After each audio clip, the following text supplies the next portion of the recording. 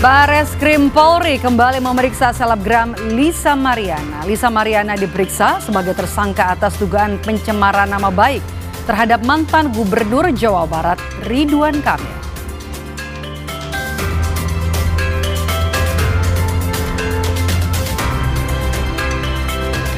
Artis Nikita Mirzani menangis usai sidang di Pengadilan Negeri Jakarta Selatan. Nikita mengaku lega karena tinggal menanti vonis yang akan digelar pada 28 Oktober.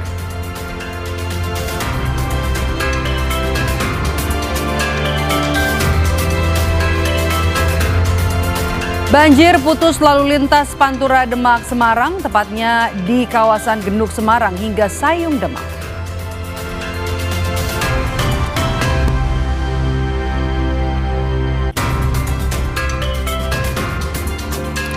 Oh saudara, kita jumpa lagi dalam program Indonesia Update. Selama 30 menit ke depan kami hadirkan beragam informasi terbaru dari seluruh penjuru tanah air. Bersama saya Maido Pelfrina. Langsung saja kita mulai Indonesia Update selengkapnya hanya di Kompas TV, independen, terpercaya.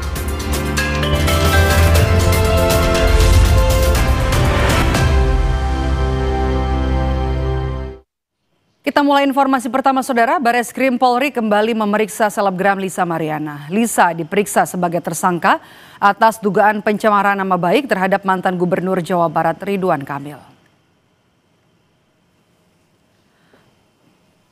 Lisa Mariana tiba di gedung Bareskrim Polri pukul 14.30 waktu Indonesia Barat didampingi penasihat hukumnya.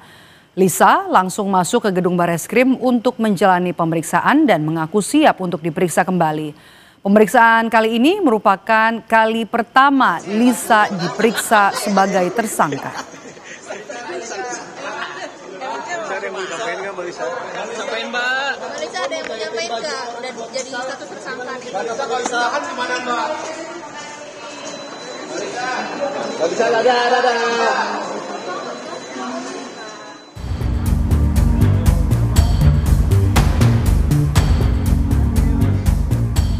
Perseteruan antara mantan Gubernur Jawa Barat Ridwan Kamil dan Lisa Mariana memasuki babak baru. Mediasi antara keduanya di Bareskrim Polri buntu sehingga proses hukum kasus dugaan pencemaran nama baik tetap berlanjut hingga Lisa Mariana ditetapkan sebagai tersangka. Mediasi batal dilakukan lantaran pihak Ridwan Kamil menolak berdamai. Pak Ridwan Kamil sangat menghormati proses hukum yang sedang berlangsung dan sekali lagi kami sampaikan lebih memilih melanjutkan proses hukum ini sampai dengan selesai. Kenapa? Karena memang dampaknya sudah luar biasa terkait dengan adanya tindak pidana pencemaran nama baik. Mengetahui Ridwan Kamil menolak berdamai, Lisa Mariana pun langsung mencurahkan kekesalannya di Instagram. Lisa mempertanyakan mengapa RK mendadak menolak berdamai dengannya. Kemarin yang berstatement RJ itu PH-nya Bapak sendiri. Hari ini saya nggak bisa datang ke Bareskrim karena saya sakit. Ini saya baru bangun habis minum obat.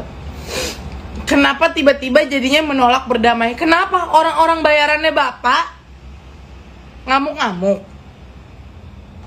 Apa belum dibayar? Ngamuk-ngamuk karena kita mau RJ, makanya berubah pikiran. Pak, saya udah nggak minta tanggung jawab, Pak. Dua-duanya anak saya yatim. Saya udah terima dicurangin beneran deh. Nggak bakal gue nuntut apa-apa lagi. Tapi tolong dong ya. Udah, jangan serang kanan, serang kiri. Apa harus gue bongkar semuanya di sini?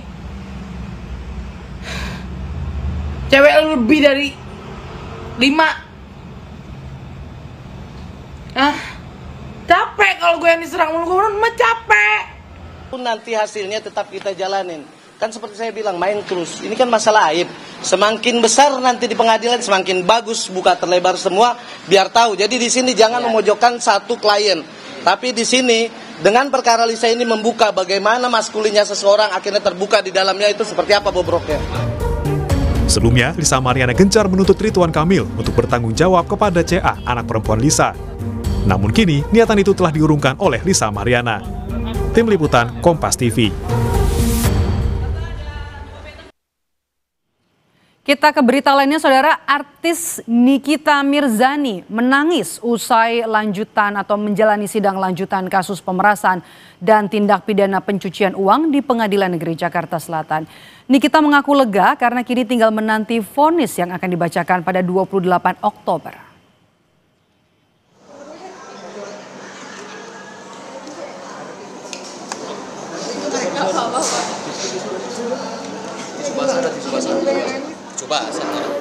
Nikita Mirzani menangis usai menjalani sidang dengan agenda duplik atau tanggapan atas replik jaksa penuntut umum. Nikita mengaku merindukan keluarga karena sudah sekitar 8 bulan ditahan di rutan Pondok Bambu, Jakarta Timur. Ia pun berharap majelis hakim memberikan vonis bebas atas perkara pemerasan dan tindak pidana pencucian uang.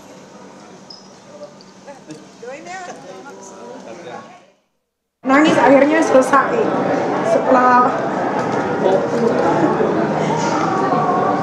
tunggu dulu.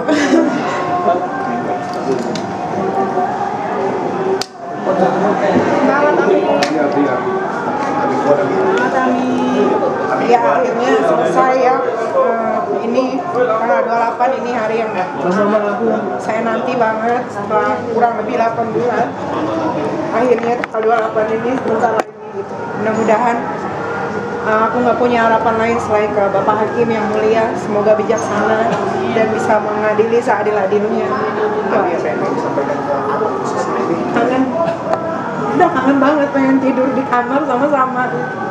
Mudah-mudahan tanggal 28 apa yang aku harapin, yang aku doa selama ini, insya Allah terkabul sama Allah. Apa yang dijalani Niki menunggu tanggal 28 itu? Iya, menunggu lama sih ya, karena ditahan tuh bukan waktu yang sebentar gitu, 1 hari aja tuh udah kayak 1 minggu gitu kan. Jadi ini malah udah mulai kayak melo gitu, kayak udah mulai kayaknya sirkus mau selesai masalahnya gitu.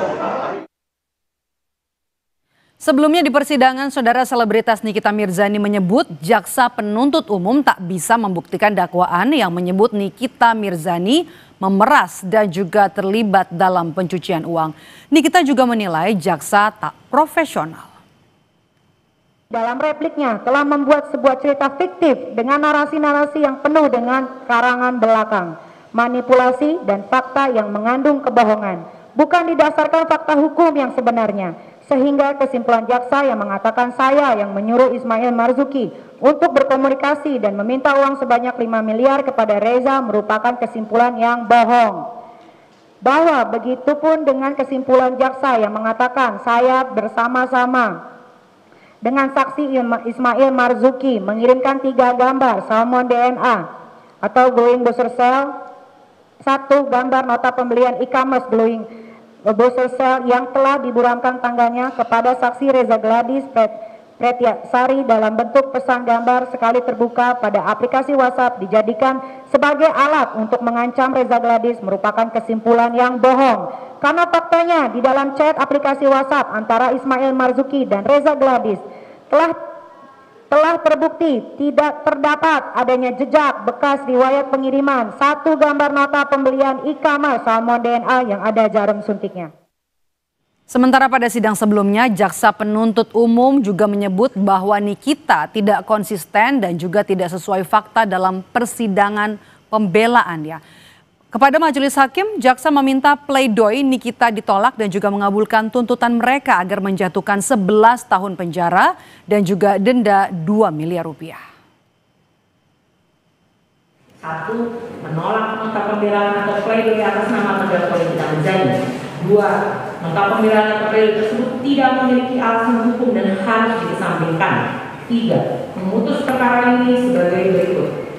1. Menyatakan terdakwa Nikita Mirzani telah terbukti secara sah dan meyakinkan bersalah melakukan tindak pidana, mereka yang melakukan, yang menyuruh melakukan, dan yang turut serta melakukan perbuatan dengan sengaja dan tanpa hak mendistribusikan dan atau mentransmisikan informasi elektronik dan atau dokumen elektronik dengan maksud untuk menguntungkan diri sendiri atau orang lain secara melawan hukum dengan ancaman pencemaran atau dengan ancaman akan membuka rahasia. 2. Menjatuhkan pidana oleh karena itu dengan pidana penjara selama 11 tahun dan denda sebesar 2 miliar rupiah. Dengan ketentuan apabila denda tersebut tidak dibayar, maka dibayar ganti dengan pidana kurungan selama 6 bulan.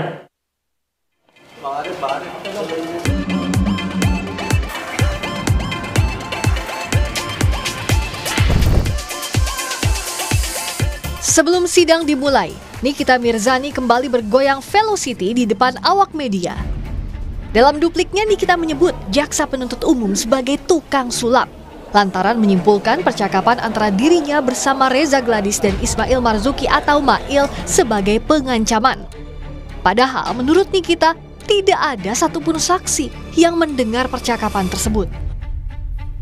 Goyangan Nikita ini bukan kali pertama. Sebelumnya, Nikita Mirzani juga kerap membuat heboh saat disidang. Pada sidang 25 September lalu, Nikita ditegur hakim karena meledek jaksa dengan berjoget velocity saat sidang ketika ahli bahasa memberikan keterangan. Nikita merespons keterangan ahli dengan menunjuk ke arah jaksa, sembari menggoyangkan tubuhnya mengikuti tren goyangan velocity. Hakim ketua langsung menegur Nikita Mirzani karena tidak pantas dilakukan dalam sidang. Tak hanya itu, di akhir Agustus 2025, Nikita Mirzani juga membuat kehebohan. Nikita sempat menolak kembali ke rumah tahanan setelah permintaannya memutar rekaman audio sebagai alat bukti tak dikabulkan hakim. Usai sidang ditutup, Nikita bahkan menolak petugas membawanya kembali ke rutan serta menepis jaksa penuntut umum saat memakaikan rompi tahanan. Tak hanya itu, dalam sidang lanjutan lainnya, Nikita Mirzani juga sempat berdebat dengan jaksa dan petugas. Borgolnya pakai dulu.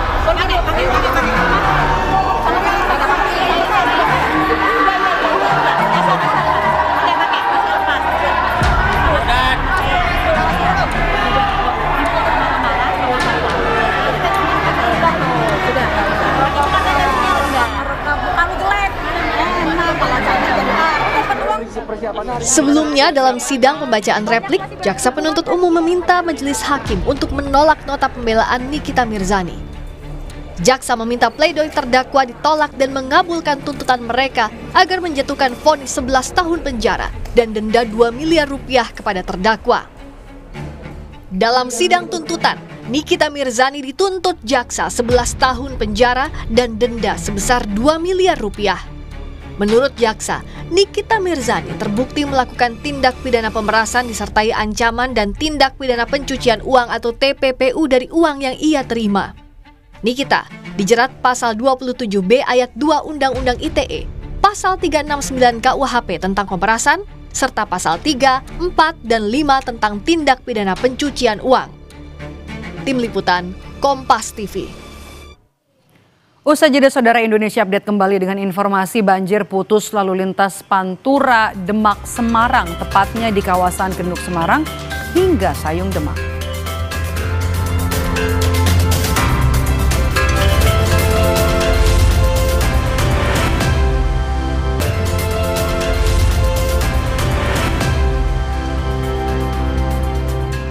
Saudara, nama pengganti Patrick Kluivert belum juga diumumkan PSSI. Sejumlah kandidat pun ramai dibicarakan publik.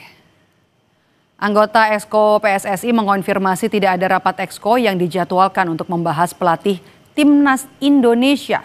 Sumarji yang juga menjabat sebagai manajer Timnas Indonesia menegaskan hingga kini tidak ada undangan untuk rapat Exco PSSI. Sebelumnya, Wakil Menteri Pemuda dan Olahraga Taufik Hidayat mengatakan PSSI akan mengadakan rapat Exco untuk membicarakan nama pelatih baru.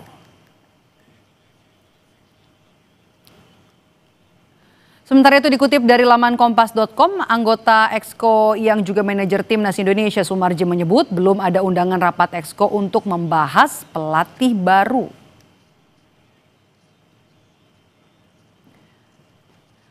Dan Saudara, Ketua Umum PSSI Erick Thohir akan menggelar konferensi pers petang ini. Apakah Erick akan mengumumkan pelatih Timnas pengganti Patrick Kluivert? Kita tanyakan kepada jurnalis Kompas TV ada Putri Oktaviani dan juga juru kamera Yogi Syahrevi di Gelora Bung Karno, Jakarta. Okta, ada informasi apa terkait pengumuman yang akan disampaikan Erick Thohir pada konferensi pers hari ini? Selamat sore Medap dan juga saudara, benar sekali bahwa sesaat lagi kita akan mendengarkan bagaimana konferensi pers yang akan disampaikan. Salah satunya adalah oleh Ketua Umum PSSI yakni Erick Thohir. Kalau dari agenda yang kami terima ini akan dimulai pukul 15 waktu Indonesia Barat, tetapi ini sudah 15.21 waktu Indonesia Barat, belum juga mulai, tetapi baru saja Medap dan juga saudara tadi melihat dari Sekjen PSSI yakni Yunus Nusi sudah hadir dan masih menunggu kehadiran dari Ketua Umum PSSI yakni Erick Thohir. Nah Medap dan juga saudara, apa yang akan nantinya disampaikan ini tentu kita masih akan memantau bersama apakah ini soal pelatih baru timnas Indonesia. Kalau kita bicara soal pelatih tentu kita mengingat bahwa kerjasama dengan Patrick Kluivert ini sudah diakhiri dengan mekanisme mutual termination atau kesepakatan bersama untuk berpisah secara baik-baik, menimbang segala dinamika internal dan juga arah pengembangan tim nasional ke depan. PSSI, Medap dan juga saudara saat ini juga menilai bahwa keputusan ini juga sebagai evaluasi mendalam secara internal untuk kemajuan sepak bola. Kalau kita ingat juga kemarin langkah Indonesia sempat terhenti di putaran keempat kualifikasi Piala Dunia 2026 zona Asia setelah kalah dari Arab Saudi dan juga Irak, dan buntutnya adalah Patrick Kluivert ini dipecat. Nah pertanyaannya, siapa yang nantinya akan menahkodai tim nasional Indonesia?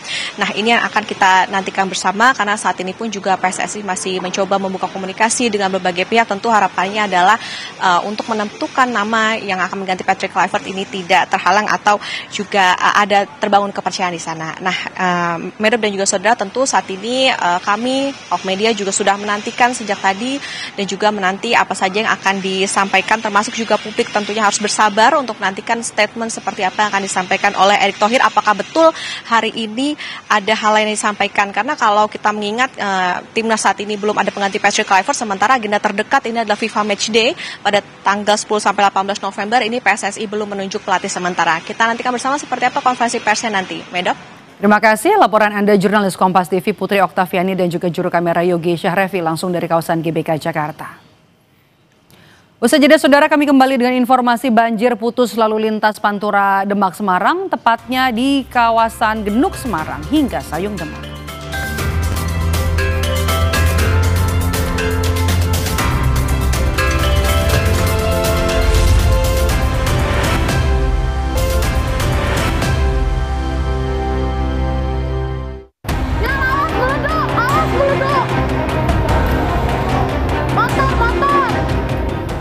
Sebuah rumah makan di kawasan Senayan, Jakarta Pusat ludes terbakar. Api berkobar dari ruang tempat penyimpanan LPG di rumah makan legendaris Bakso Lapangan Tembak. Sempat terdengar beberapa kali suara ledakan hingga membuat para pengunjung rumah makan panik berhamburan menyelamatkan diri. 2 orang mengalami luka bakar dan kebakaran diduga terjadi karena kebocoran tabung gas. Lokasi kebakaran yang berdekatan dengan kantor Kelurahan Gelora membuat panik para pegawai dan sempat mengganggu pelayanan masyarakat. Api baru bisa dipadamkan 1 jam kemudian.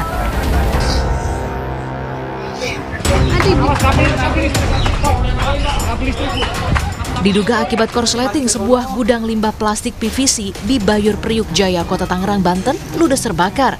Banyaknya limbah plastik membuat api dengan cepat membesar dan membakar seisi gudang. Api bisa dipadamkan 20 menit kemudian setelah 8 mobil damkar tiba di lokasi. Tidak ada korban, namun akibat kebakaran, pemilik gudang mengalami kerugian hingga puluhan juta rupiah.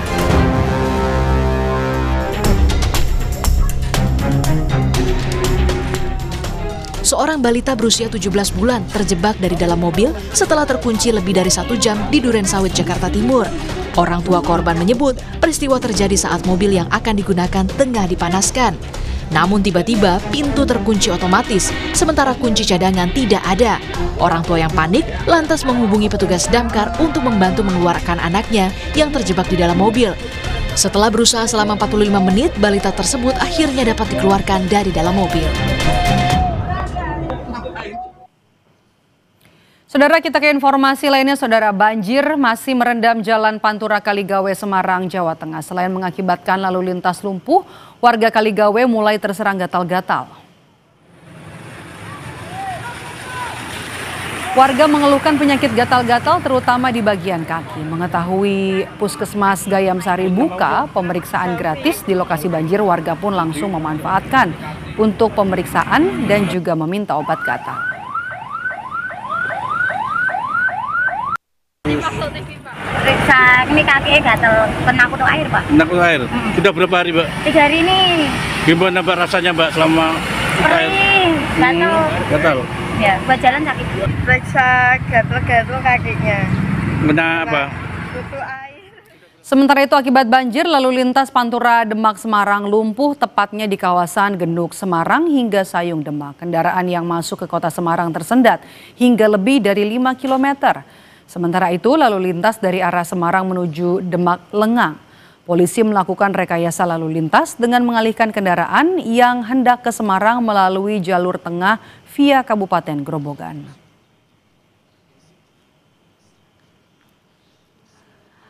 Informasi tadi sekaligus menutup jumpa kita di Indonesia Update hari ini. Terima kasih sudah menonton. Saya Medop Elfrina. Sampai jumpa.